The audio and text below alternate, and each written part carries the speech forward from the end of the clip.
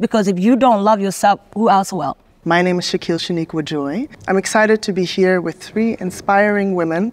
Welcome, Lola, Nyakim, and Jocelyn. Thank you. Hi. Thank you for having me. Yes, how are you feeling? Good. Exciting. Yes. So exciting, right? Lovely. Okay, let's get started. Who are women that inspire you, maybe in your early life, but also on your journey throughout your life? I think you all already, I think you all mentioned the same person. Do we have the same? Yeah, my mother. I love it. But tell me why and how they supported you. I think it's beautiful that we have that privilege. You know, I do think not everyone has that connection, bonding, because it's incredible that we was raised by women like our moms. You know, I don't have the pleasure to know their moms, but I'm sure it's inspiring for them. So, yeah, I think for me it was my mom. You know, she is an incredible, I always say a strong woman, but also, you know, she's vulnerable. And I think that's beautiful as well because, you know, I fall a lot into a strong woman, independent woman. And it's good, but I think we also have the other side that we never talk about. So I feel like my mom was always very clear and transparent when she, you know, shared who she really was. And I grew up with this like foundation of the strong woman, but also the woman that likes to be vulnerable and the woman that asks for help and the woman that says, I'm not okay today. So I even think that one of the most powerful things is being vulnerable. That doesn't mean you're weak. You are strong by showing your emotion. That is exactly like when I just listened to you, I was like, that is exactly what I'm having with my mom. Like my mom, she never gave up on us. I don't know where I would be if she would have given up on us. And my dad, he kind of did. And my mom, you know, she raised us up, like just she on her own, working 24/7. And she would just find a solution for whatever. She was like, we're gonna make it somehow. She would cry with us, but we would make it through. Like my sister, my mom and I, we were like the 3 of us just trying to empower each other. Even if we would just cry together and we would not know any solutions or would not know what's gonna bring the next day, we would somehow make it. Right. You mentioned something about your mother not giving up on you. I feel like I can relate to that a lot. My mother never gave up on us, my whole family. She's a mother of 6, raised all 6 kids by herself in a refugee camp. I feel like my mom did such a good job of making sure that I can dream. I didn't grow up in a land where I'm able to be something or be somebody, and my mom always makes sure I never forget that. She like, just because our situation is tough at this moment, that doesn't mean that it can't change tomorrow. sometimes we gave up more on us than the people that surround us. And to feel that, you know, push and to feel that someone has your back, it's incredible. And not everyone has that. So I think that's incredible. Agree. I want to talk about some life-defining moments that you have. I think we all have these moments in our life that we remember that either changed something in our mindset or made us grow. And I want to know if there are moments that were life-defining to you that made you really develop in a way. Right. For me, that question is very personal because, you know, growing up, like I said before, I wasn't really comfortable in who I am. So I feel like a life-defining moment was when I came to America at the age of 15 and, you know, attended school and just got attacked by how I looked so different or I didn't fit in. So I felt like a life-defining moment for me was when I thought about changing myself. And it was a moment in my room at the age of 17 years old. I had a bleaching cream and I wanted to bleach my skin color so I can be accepted. And my sister walked in the room and we had such an emotional, you know, very emotional conversation. And I felt like that was a moment that I'm like, I don't need to change to please anybody. Life-defining moment for me. And from there on, I just started to grow and be comfortable in who I am. Wow. Yeah. And it's so important that we start just realizing we're all sisters and brothers. Like, you know, it's like winning in lotto where you were born, but we are all the same, you know? And that is so important to see that, like, there's so many horrible people thinking that one is better than the other one. That is so wrong. Like, we're all the same. Like, can we start believing in that and just living the way, believing like, you're all my sisters and we have to get there. We have to get there. For me, I'm born and raised in Mexico. I started modeling when I was 16. So I feel like until I was modeling, I started having issues with my body. I'm a curved plus size model. And at the time, I was even smaller than the size that I am now. You're a kid, 16, you know, you're still growing up. You're still like developing your body. I come from being not good enough. You know, like, oh, she's pretty, but she's not thin enough. Oh, she's pretty, but she's too sexy at like the age of 16, like sexualism myself also, you know. And it was just like pretty, but never enough. Yes. And when I came to London for the first time, I felt accepted. Yeah. I was like, oh, the clothes fit, you know, there is not only one size of range. It doesn't matter the size, it doesn't matter your language, like, you're still welcome. Yeah. So, and I feel welcome here. Yeah. So I think, you know, that for me was just very, it took me time, but then I was like, I don't have to fit in. Yeah, you know, difficult in an industry also where obviously your looks are always prioritized. All the time. and at the time, the industry, you know, now the industry has evolved in a beautiful way. We still obviously have so much more to work, but at the time, it was just very like, you know, you either was straight size or plus size. Yeah. You know, you either was one color or the other color. Touching up on that, I'm curious to know why it's important to you, because you mentioned something before, I think all of you actually, why it's important to you to actually work on projects that have more meaning to them and allow you to show your personality and be yourself. Right. I feel like as models, you know, and, you know, TV hosts too, when you look at modeling, you go and get an agency and you're a mannequin, right? You're just being used to put clothes on you. Like, we didn't think that we have voices. It's so important that I could sit at a table like this. It's not just a photo shoot. I'm being heard. My story is being heard. So I feel like these type of project is telling us that we're not just looking for your looks and your pretty face. We want to know what you have to say.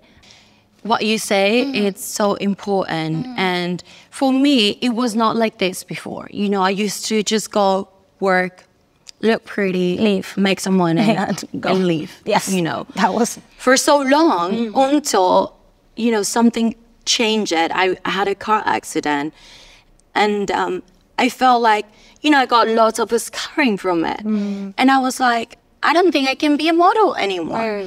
And then I was thinking to myself, why not?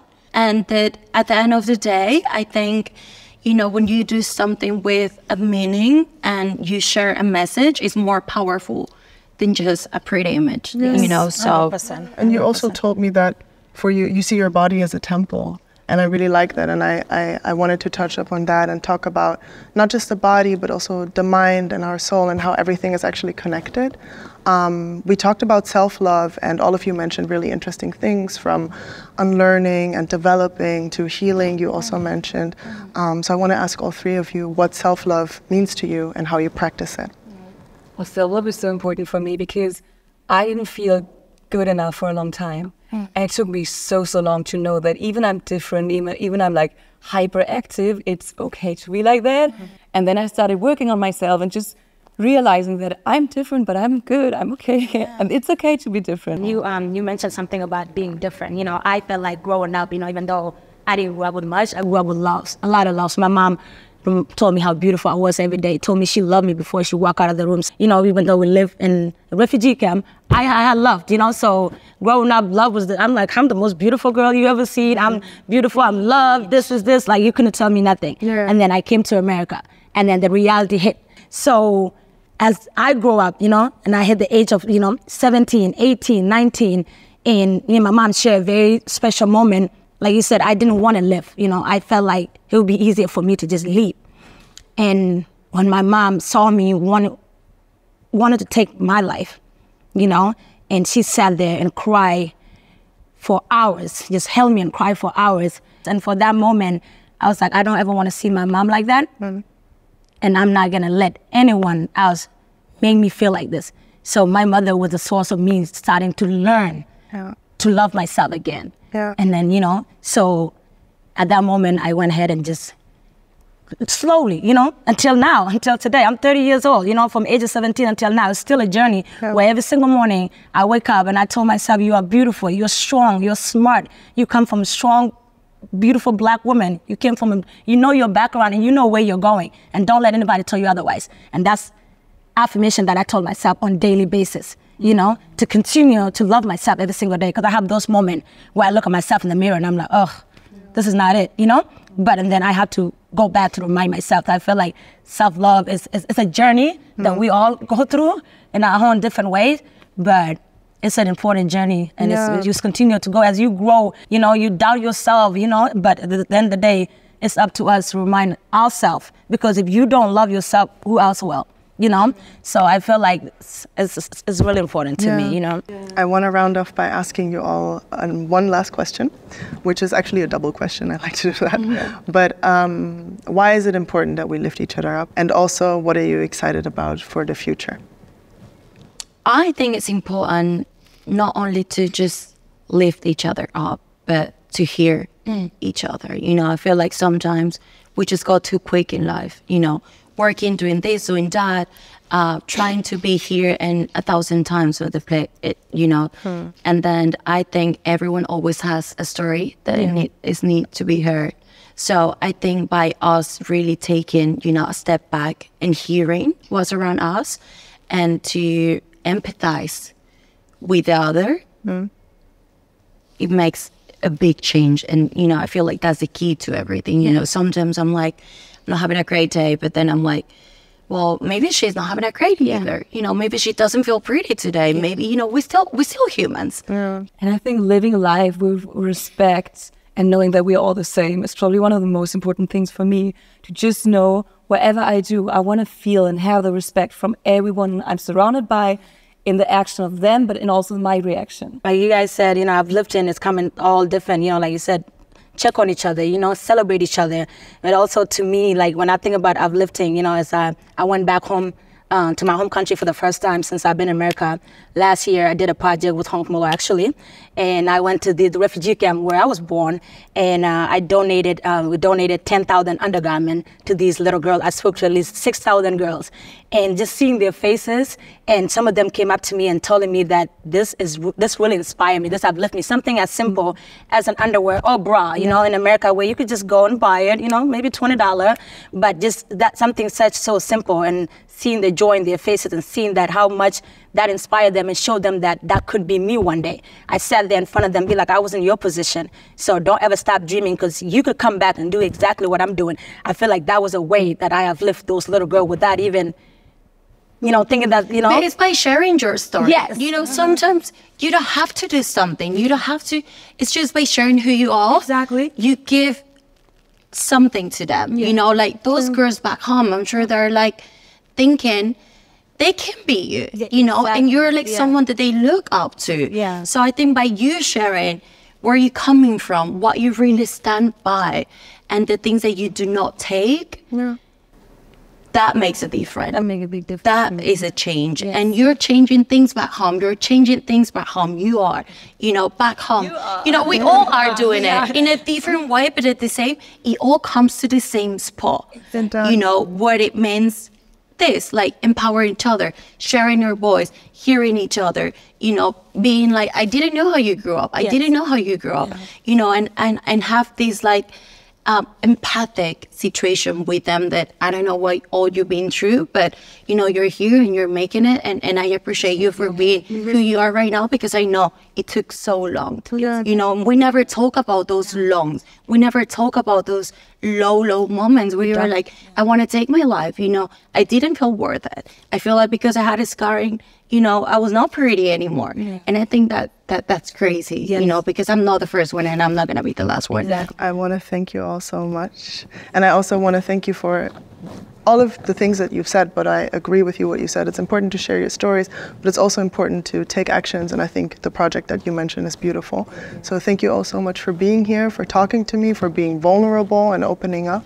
I really appreciate it. And so yeah, this was the Hunkemöller Sheroism talk. Thank you all so much for watching as well.